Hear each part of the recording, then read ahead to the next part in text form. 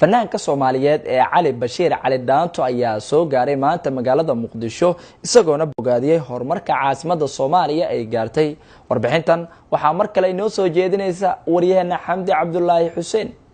علي بشير عبد علي دانتو oo soo gaaray magaalada Muqdisho ayaa mas'uuliyiin ka tirsan dawladda federaalka Soomaaliya iyo fanaaniin ku soo dhaweeyay garoonka diyaaradaha Aadan Cabdulle ee magaalada Muqdisho. Fanaankan oo saxaafadda kula hadlay hoyga uu Muqdisho ka degay ayaa waxa uu cadeeyay in markii ugu horeysay uu Muqdisho u yimaaday ay tahay markan.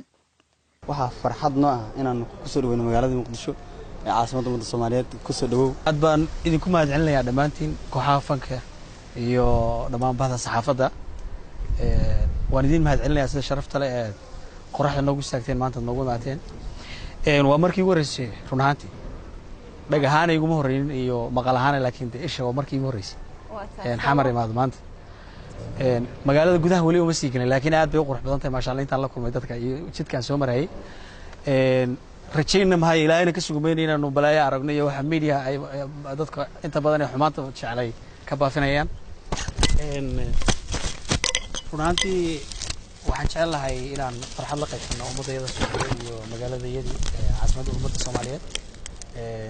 waana dhownahay. Fanaanka Cali Dhaanto ayaa bulshada reer Muqdisho u ballan qaaday in uu sameyn doono bandhigyo uu ugu talagalay halkaas uu kaga qaadi doono heeso uu ku amaanayo caasimadda Muqdisho. xaflad iyo show waa ku qaban doonaa haddii Allah yiraahdo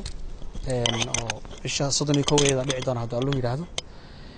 iyo xaflado kale oo goosgoos waxaan jecelahay inaan soo marro gobolada dalka sida Kismaayo kale ilaa Baydhabo insha Allah inaan gaaraan jecelahay waxaan isku soo noqon doonaa waraysi dambe idin siin doonaa markaan magaalada intaan soo dhex maro aan soo wada arkoon dadkii waan siin doonaa waraysi kale aad baad u mahadsantiin waan idin mahadcelinayaa Bahda TV.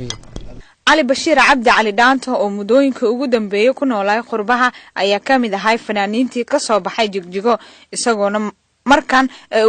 markii ugu horeyso uu soo gaaray magaalada Muqdisho. Xamdi Cabdullaahi Xuseen, warbaahinta qaranka, Muqdisho.